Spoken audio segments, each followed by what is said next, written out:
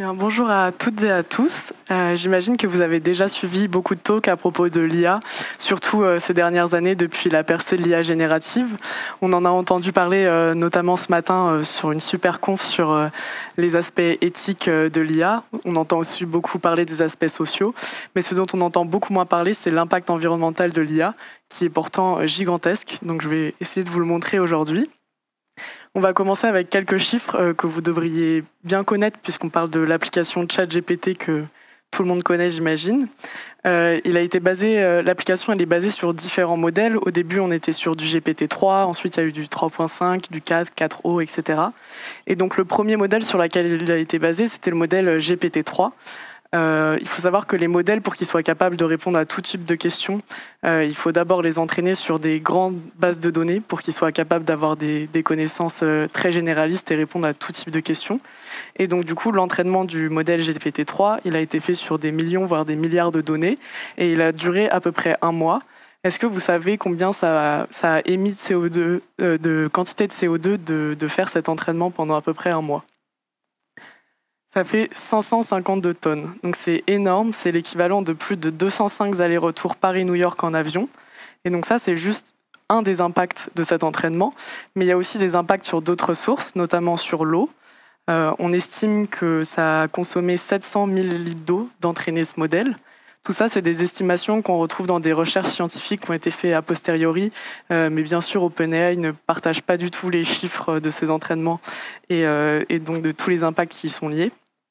Et comme je le disais, ça c'est uniquement pour l'entraînement de GPT-3, mais ce modèle il est devenu très vite obsolète puisque depuis il y a eu les modèles 3.5, 4, 4o et donc plein d'autres modèles qu'il a fallu encore une fois entraîner. Notamment, on estime que le modèle GPT-4 a consommé 48 fois plus d'énergie que GPT-3 puisqu'il a été entraîné sur encore beaucoup plus de données et avec beaucoup plus de paramètres. Et donc tout ça c'est uniquement sur la phase d'entraînement du modèle. Une fois que le modèle est entraîné, nous, on peut aller lui poser des petites questions. Par exemple, on peut lui envoyer un prompt qui lui demande de nous écrire un mail succinct, donc un mail de moins de 100 mots, par exemple. Et l'impact pour générer les tokens de réponse, c'est déjà de 140 Wh, donc c'est l'équivalent d'une ampoule LED allumée pendant 14 heures. Et en termes d'eau, est-ce que vous avez une idée de ce que ça peut représenter? C'est un chiffre qu'on entend beaucoup plus en ce moment. C'est 1 demi-litre d'eau. Donc c'est déjà énorme parce que ça représente plus que, je ne sais pas vous, mais personnellement quand j'écris un mail, je ne suis pas en train de boire 1 demi-litre d'eau à côté. Donc c'est vraiment pas énorme et on ne se rend pas compte quand juste on écrit une petite phrase comme ça, l'impact qu'il peut y avoir derrière. Et cet impact, là, on a pris uniquement l'exemple de GPT-3, mais comme je disais, il y a plein d'autres modèles, autres que GPT même. Il y en a des millions sur Hugging Face et il y a aussi des centaines d'applications. Dans notre vie de tous les jours, par exemple, que ça soit personnel ou professionnel, on connaît GitHub, on connaît ChatGPT, il y a aussi des applications pour générer de l'audio, de la vidéo, et donc tout ça, ça consomme énormément. Et donc il faut multiplier tous ces impacts par rapport à ce qu'on a déjà vu dans les chiffres des premières diapos. Cet impact, je m'y suis intéressée lors de mon stage de fin d'études pour l'INSA Rennes que j'ai fait à Soprasteria. J'ai travaillé sur un prototype pour prédire a priori l'impact environnemental de modèles de classification et de régression, à la fois sur leur entraînement et sur leur utilisation. Ensuite, j'ai travaillé sur G4IT et NumicoEval en tant que développeuse back-end, qui sont des applications pour estimer l'impact environnemental du numérique en général. Et depuis 1 an, il y a eu un programme IA à Soprasteria. Et donc, je fais partie de l'équipe Sustainable AI avec laquelle on travaille sur la mesure de l'impact environnemental, les méthodologies de réduction et donc comment prendre en compte l'impact environnemental dans tous nos projets IA. Et à travers ces projets, j'ai aussi collaboré avec Boavista, qui est une association qui crée des communs pour diminuer l'impact du numérique. Et j'ai participé au groupe de travaux de l'AFNOR sur la rédaction d'une spécification sur l'IA frugale qui est sortie cet été. Donc en 20 minutes, on ne va pas avoir le temps de rentrer en détail dans tout ce qui provoque cet impact, mais je vais quand même essayer de vous montrer d'où provient cet impact, comment on peut le mesurer, comment on peut le réduire, comment on peut le prédire, et comment avec toutes ces informations, on peut mettre en place une méthodologie de réduction d'impact de nos projets IA. Donc on peut se demander globalement qu'est-ce qui crée les impacts environnementaux d'un service numérique en général. En fait, les services numériques, vous le savez, sont très matériels. Ils sont basés sur des data centers qui sont composés de milliers de serveurs, qui sont eux-mêmes composés de plein de puces. On a des puces assez classiques, CPU, on a de la RAM, de la mémoire. Pour l'IA, en plus, on a des puces hyper spécifiques comme les GPU et les TPU qui permettent d'avoir des puissances de calcul énormes pour pouvoir faire de l'intelligence artificielle. Et ensuite, on a aussi besoin de réseaux et de terminaux utilisateurs pour pouvoir utiliser ces services numériques. Et en fait, c'est tout ce matériel qui a un impact sur toutes ces étapes du cycle de vie. Les chiffres que je montrais au début, c'était uniquement sur l'utilisation des équipements. Mais en réalité, il faut prendre aussi en compte leur fabrication, leur distribution et leur fin de vie. Par exemple, sur des études qu'on a faites sur des infra clients à Sopra, on s'est rendu compte que, par exemple, sur le changement climatique, donc les émissions de CO2 équivalent, on a 20 à 50% de l'impact d'une infrastructure qui vient de sa phase d'utilisation, ce qui veut dire qu'on a la plupart de l'impact qui vient des autres étapes de cycle de vie. Donc c'est pour ça qu'il faut vraiment prendre en compte toutes les étapes du cycle de vie et pas seulement l'utilisation. Et pour chacune de ces étapes, on a de nombreux critères. Donc, je parlais du changement climatique qu'on mesure en CO2 équivalent. C'est l'impact dont on entend le plus parler en ce moment. Mais il y a aussi plein d'autres impacts. On parlait de l'eau consommée tout à l'heure. C'est vraiment important, surtout dans le cadre de l'IA, où il y a besoin de refroidir les data centers et que du coup, on a beaucoup d'eau consommée. On a aussi du prélèvement, on a l'épuisement des ressources minéraux et matériaux. Notamment pour extraire les matériaux nécessaires à fabriquer les CPU, les GPU, etc. Et il y a plein d'autres impacts, il y en a une vingtaine, et donc c'est important de tous les prendre en compte pour éviter les transferts d'impact. Et ensuite, qu'est-ce qui est spécifique au cycle de vie d'un système d'IA? C'est la complexité du système d'IA. Donc il est composé de plein de phases. Au début, on a l'initialisation, la phase data, qui est une grosse phase, puisque bien sûr, l'IA, ça se base complètement sur la data, et donc on a besoin de grandes bases de données qu'il faut créer, collecter, stocker et traiter. Ensuite, on a aussi la phase de conception et de développement qui est très gourmande en énergie. On peut faire un entraînement à partir de rien, comme on l'a vu dans les premiers chiffres, ça consomme énormément. On peut aussi partir de modèles qui sont pré-entraînés et faire du fine-tuning pour l'adapter à ce qu'on veut faire. Et encore une fois, ça consomme. Ensuite, on a les phases de validation, de déploiement et d'inférence. Donc la phase d'inférence, c'est ce qu'on appelle aussi la phase d'utilisation. C'est le moment où on va commencer à poser des questions dans le cas d'un chatbot à notre IA. Et bien sûr, on a des réentraînements, et donc on reprend à partir de la phase 2 parce qu'on veut avoir le modèle toujours le plus à jour possible, avec la meilleure qualité possible, et donc du coup il faut réentraîner fréquemment pour avoir des modèles toujours à jour. Ce qui est spécifique à l'IA aussi, c'est la puissance de calcul, notamment de la phase d'entraînement. Pour ça, il faut des puces spécifiques, notamment des GPU, qui sont très compliquées à fabriquer et aussi qui consomment beaucoup d'énergie à l'utilisation. Donc ça fait que l'impact de l'IA est encore plus important qu'un service numérique classique. Il y a aussi le nombre d'utilisateurs. Sur le graphe à droite, on peut voir que pour Facebook, par exemple, il a fallu 4,5 années pour atteindre les 100 millions d'utilisateurs, alors que sur ChatGPT, on les avait atteints en seulement 2 mois. Donc ça montre à quel point l'engouement autour de l'IA est énorme et que le nombre d'utilisateurs est très conséquent. Et on a aussi des évolutions constantes. Au début, on parlait de génération de texte. Maintenant, on génère de l'audio, de l'image, de la vidéo. Et c'est des technologies qui consomment de plus en plus de ressources et qui ont de plus en plus d'impact. Donc maintenant qu'on a une idée globale de l'impact environnemental de l'IA, on va voir comment c'est possible de le mesurer et aussi comment c'est possible de réduire. Donc mesurer, c'est hyper important parce que ça permet de maîtriser l'impact environnemental de notre IA et donc de voir où on a les plus gros postes de consommation et où on peut agir le plus efficacement pour réduire notre impact. Pour mesurer, il faut commencer par faire un inventaire exhaustif du matériel physique dont on a besoin pour créer notre système d'IA, et ensuite calculer leurs impacts environnementaux. Donc, sur les phases de fabrication, distribution et fin de vie, il y a des bases de données d'impact qui existent, certaines qui sont publiques, comme la base Empreinte et Boavista, et d'autres qui sont privées, comme la base Resilio ou Negaoctet. Et en fait, ces bases de données elles permettent de savoir l'impact pour un critère et pour une étape du cycle de vie. Par exemple, on peut savoir qu'un serveur composé de 10 GPU, il a émis tant de CO2 sur la fabrication du serveur. Et ensuite, pour calculer cet impact, on a besoin de faire une allocation parce que le serveur, par exemple, pour l'entraînement, on va l'utiliser qu'1 mois, alors que le serveur a probablement une durée de vie d'autour de 5 ans. Donc on va prendre une portion de cet impact qu'on va appliquer à notre système d'IA. Pour ce qui est de la phase d'utilisation, on a un peu plus le contrôle parce qu'on peut mesurer nous-mêmes la consommation électrique de nos machines. Pour ça, il existe différents outils. Par exemple, il y a des wattmètres qu'on peut brancher directement à une machine physique. Il y a des interfaces de management intégrées aux composants comme NVIDIA et Apple. On a des logiciels comme Code Carbone, des calculettes carbone directement depuis nos cloud providers, ou aussi des pages web qui permettent de calculer a posteriori en fonction du temps d'exécution les impacts. Et moi, l'outil que j'utilise le plus personnellement, c'est Code Carbone. C'est une librairie Python et elle permet en seulement quelques lignes de code de démarrer un tracker, puis de l'arrêter, et donc de suivre la consommation d'énergie liée à l'exécution de quelques lignes de code. Donc il est très intéressant parce que déjà il est hyper précis, donc on peut séparer la consommation de l'entraînement et de l'utilisation dans notre code, et aussi permet de voir séparément la consommation du CPU, du GPU et de la RAM, et donc on a une mesure qui est assez précise. Et une fois qu'on a cette conso élect, du coup on peut la multiplier par le mix électrique du pays, donc qui permet de transformer de l'énergie en kilowattheure en impact multicritère. Donc on a ça dans les bases de données que je présentais juste avant, comme la base empreinte.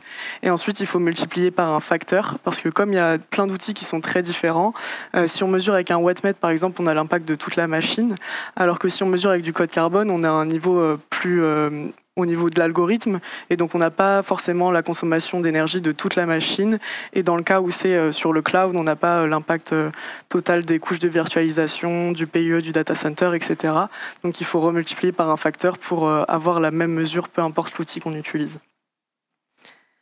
Et une fois qu'on s'est rendu compte de notre impact, on peut commencer par appliquer des mesures d'éco-conception pour essayer de réduire l'impact de notre système d'IA.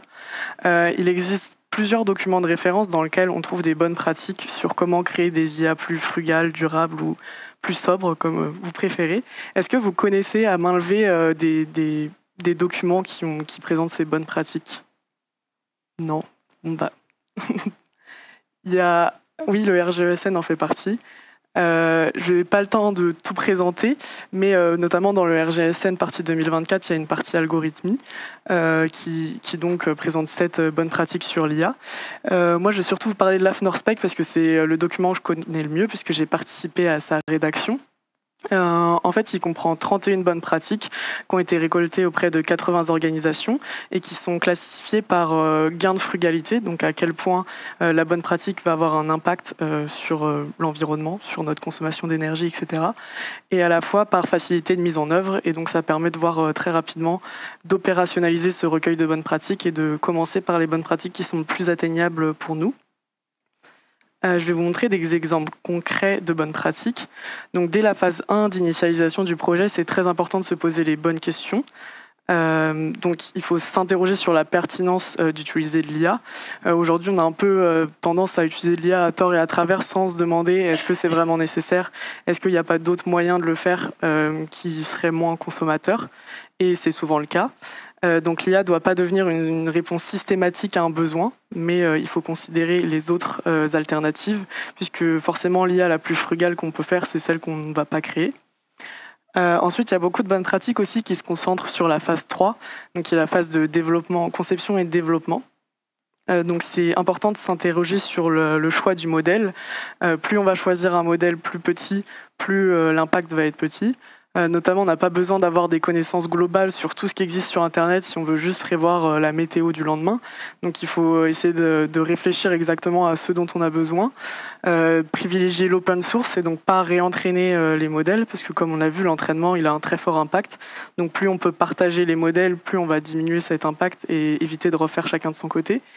Et aussi, il y a plein de méthodes ensuite de compression, comme la distillation, la quantisation, qui permettent d'avoir des modèles plus petits et qui donc vont consommer moins ensuite à chaque inférence. Et je voulais aussi vous parler de la partie prédiction. Donc, comme je vous disais, c'est hyper important de se rendre compte dès la première phase de conception de l'impact de l'IA pour prendre la décision de est-ce que je vais vraiment la créer ou pas, et si oui, quelle pratique d'éco-conception je vais pouvoir appliquer. Et donc, avec un consortium composé des organisations dont j'ai mis les logos ici, on a créé le projet BOAMPS. Et le but, c'est de collecter des données concrètes, donc empiriques, sur la consommation énergétique des IA.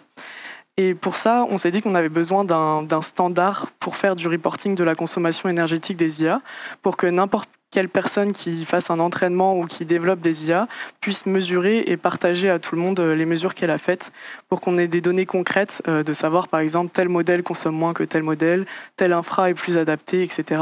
Et donc d'avoir des mesures d'éco-conception quantifiées et précises. Donc tout ça pour faire à la fois avancer les mesures d'éco-conception, faire de la prédiction d'impact et faire avancer l'outillage en général. Donc pour ça, on a fait un data model en JSON qui est open source. Donc j'ai mis le QR code ici du repo Boavista sur lequel on a publié ce data model. Le but, c'est qu'une personne donc, qui a lancé une IA de son côté, elle a utilisé un des outils de mesure que j'ai présenté précédemment, et donc elle a une mesure de consommation d'énergie liée à son algorithme. Et donc pour pouvoir que cette donnée serve à quelque chose, il faut fournir un standard de comment je vais décrire ce que je viens de faire. Donc on a la partie la plus importante du rapport, c'est la partie tâche. C'est celle où on décrit ce qu'on était en train de faire. Donc est-ce qu'on était sur une phase d'entraînement ou d'utilisation? Est-ce qu'on faisait de la classification ou un chatbot, quelle quantité de données on a utilisé si c'est un entraînement, si c'est de l'inférence, combien de tokens le chatbot a généré. Et donc ce genre de choses qui permettent de détailler très exactement ce qu'on a mesuré. Et ensuite, on fournit les mesures, donc une quantité de kilowattheures, avec l'outil qu'on a utilisé, puisque comme je disais, en fonction des outils, on ne mesure pas exactement la même chose. Donc si on veut avoir des données comparables, il faut être très précis sur la façon dont on a fait les mesures. Et ensuite, toute une partie système, software, infrastructure, où on détaille aussi quel type de composants on avait, si on avait des GPU de tel modèle, pour pouvoir aussi comparer les infrastructures et avoir des bonnes pratiques très concrètes. Et donc, si jamais vous développez des IA et que vous êtes intéressé, n'hésitez pas à utiliser le rapport et à vous familiariser avec. On est encore en train de travailler dessus avec le consortium. Enfin, le format du data model est fixe, donc ça, il n'y a pas de problème. Mais il est assez compliqué à utiliser parce que comme il s'adapte à tous les types d'IA, il y a plein de champs qui sont facultatifs et ça peut être assez complexe de le remplir à la main. Du coup, on est en train de travailler sur des outils Excel, Python et Bash pour faciliter son remplissage. Et notamment prendre par exemple en sortie les fichiers de sortie de Code Carbone, l'outil que je vous présentais précédemment, pour qu'il transforme directement au bon format de notre data model. Et le but au final, c'est d'avoir une base de données open source et participative où tout le monde peut déposer ses données et récupérer toutes les données existantes pour faire de l'outillage, notamment de la prédiction d'impact. Et donc cette donnée, on voudrait l'héberger sur Hugging Face, mais ça reste à venir. Et donc la dernière partie, c'est le passage à l'action. Donc grâce à tout ce qu'on a vu précédemment, on a toutes les clés pour se poser les bonnes questions tout au long du cycle de vie de l'IA. Pour passer à l'action, notre vision à Soprasteria dans le pôle Sustainable AI, c'est de considérer les impacts environnementaux de l'IA au même titre que toutes les autres contraintes projets habituelles comme le budget et la sécurité, en prédisant dès le début du projet les émissions qu'on pense avoir. Ça, c'est rendu possible grâce à nos projets d'open data. Ensuite, de se fixer des objectifs, de définir les KPI adaptés et de faire des mesures au fur et à mesure pour vérifier que toutes les émissions sont sous contrôle et reverser à l'open data pour faire améliorer les outils de prédiction en même temps et donc réajuster les actions. Donc quelque chose d'assez basique comme cycle de vie d'opération, mais qui est très centré sur les impacts environnementaux de l'IA. Et donc, je arrive à la fin. J'espère que vous avez appris des choses. Je vous remercie pour votre écoute. Et n'hésitez pas si vous avez des questions maintenant ou plus tard ou sur LinkedIn. Avec plaisir.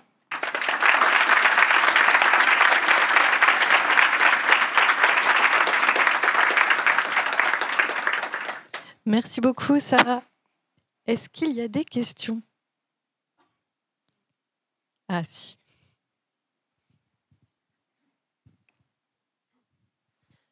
Bonjour, merci beaucoup pour votre présentation. Est-ce que vous avez déjà des volontaires pour faire les tests de votre projet pour qu'ils vous disent leur IA, combien ils consomment, etc. Est-ce qu'il y a déjà des participants? Alors pas vraiment parce que donc, du coup il y a quand même plusieurs organisations qui sont incluses dedans et pour l'instant on a vraiment gardé ça en interne, le repo est open source mais on n'a pas vraiment commencé à communiquer dessus. Enfin, là, c'est la première fois, globalement, parce que notamment les outils que je parlais pour faciliter le remplissage ne sont pas terminés. Du coup, on a peur que si on partage trop vite et que les gens se disent oh, c'est trop compliqué à remplir, qu'ils ne vont pas l'utiliser. Donc, en fait, on attendait de finir ces 2 ou 3 outils complètement avant de commencer à plus communiquer dessus. Et aussi d'avoir la base sur Hugging Face pour que les gens puissent directement publier leurs données. Mais c'est à venir et en tout cas le format du rapport est prêt si vous voulez directement travailler avec le JSON, c'est déjà possible. Et quels sont vos espoirs de participation? Parce que ça a l'air... on a vu un peu au fur et à mesure de la journée que oui, l'IA c'est très polluant. Du coup, est-ce qu'il y a vraiment des gens qui vont avoir une IA et qui vont vouloir publier leurs données de consommation énergétique, etc., alors que ChatGPT justement refuse de faire ce genre de choses? C'est pas de la bonne pub, quoi. Oui, je pense pas que ChatGPT le fasse, mais que justement ça peut promouvoir l'utilisation de modèles plus restreints comme Mistral, Claude, etc., qui donc ça leur ferait un avantage commercial, on va dire, de dire que eux ils s'intéressent à cette partie-là et qu'ils publient des données dessus pour justement aider de faire avancer l'écosystème sur diminuer l'impact. Donc je pense que justement ça peut être différenciant. Et après les rapports ils sont aussi anonymes, donc ça peut aider des organisations à partager leurs données, de ne pas avoir son étiquette oui moi j'ai consommé tant, mais de juste dire qu'ils participent sans savoir on s'en fout de qui a consommé quoi, c'est juste de savoir tel type de modèle ça consomme tant, tel type d'optimisation ça permet d'économiser tant d'énergie, etc.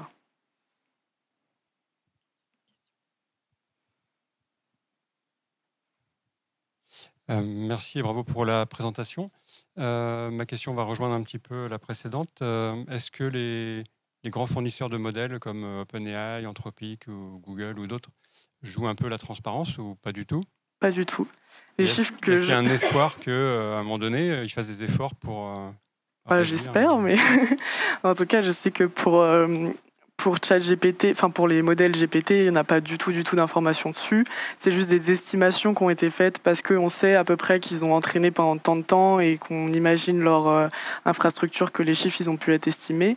Mais par exemple, on ne sait même pas la taille de leur modèle. Autant tous les autres, même Google, etc., publient souvent la quantité de paramètres qu'ils ont.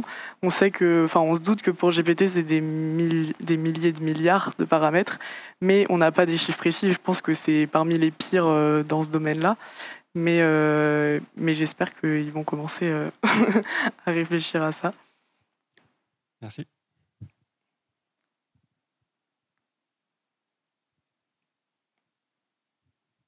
Bonjour. Alors moi, j'ai vraiment pas beaucoup d'expérience en IA, je n'y connais pas grand-chose. Donc j'ai envie de savoir si ma question est pertinente. En l'occurrence, au fait, là, on parle d'IA où on utilise, par exemple, sur le site de ChatGPT, à titre d'exemple. Je voulais savoir, est-ce que c'était pertinent de les faire tourner localement sur la machine, écologiquement parlant, c'est-à-dire que on télécharge un modèle open source d'une IA et on l'utilise localement. J'ai aucune idée en termes de comparatif, écologiquement parlant, s'il y a des différences, quoi. Bah déjà, si tu peux le redéployer en local, c'est que tu vas pas utiliser GPT-4 par exemple.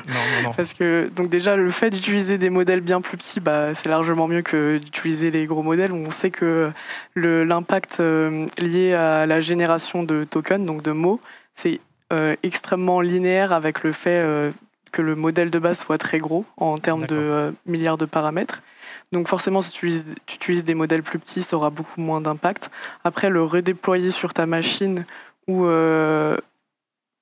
oui, c'est mieux de redéployer si tu utilises des modèles plus petits. Là, je pense à Mistral en 7 milliards, par exemple. Je pense que c'est moins que GPT, par exemple. Oui, largement. Mistral, c'est beaucoup mieux. Et oui, dans ce cas-là, il vaut mieux redéployer des modèles plus petits qu'utiliser les gros modèles qui sont disponibles directement. Merci beaucoup. De rien.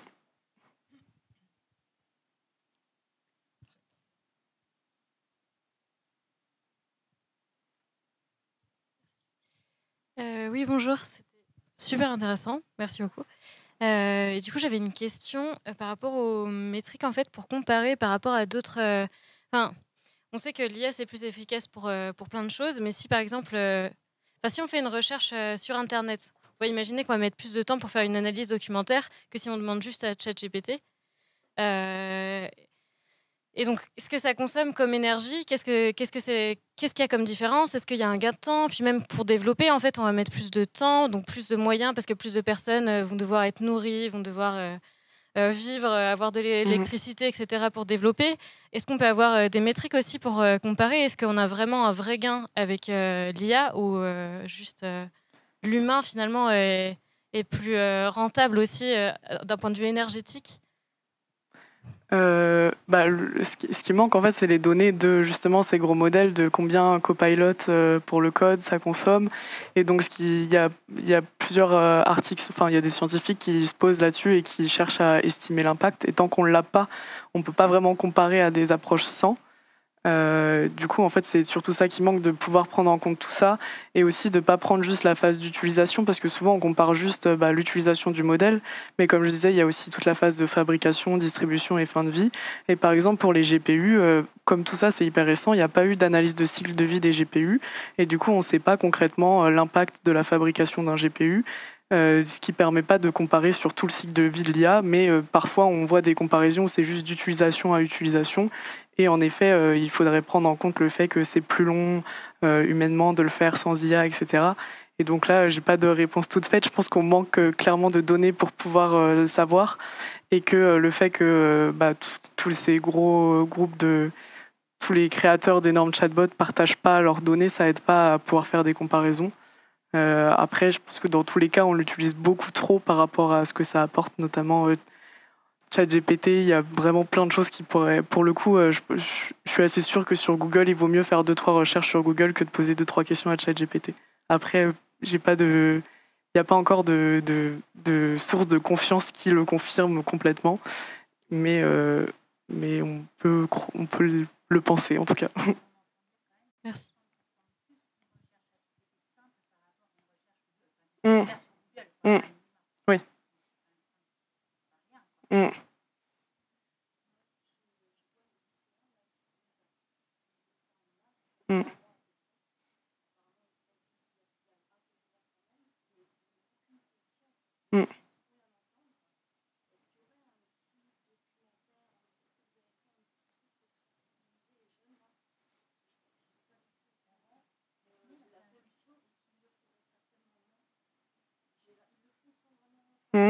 Oui.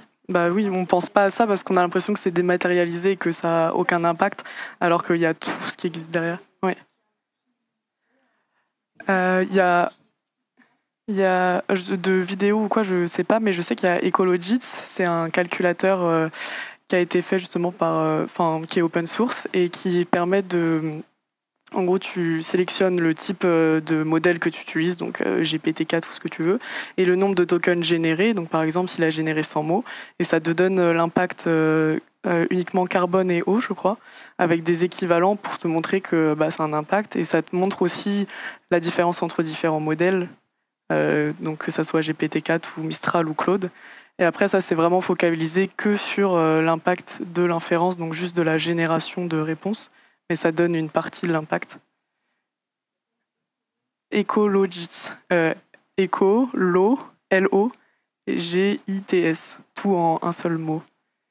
Et il y a à la fois une librairie Python, où du coup c'est plus pour les développeurs, et à la fois une partie calculateur, où c'est vraiment une interface, une appli web, où tu remplis 2 paramètres et ça te calcule un impact. Merci beaucoup, Sarah. Je vous propose de continuer cette conversation un peu plus tard, parce qu'on a 7 minutes de retard quand même. C'était très intéressant. Bravo encore. Merci.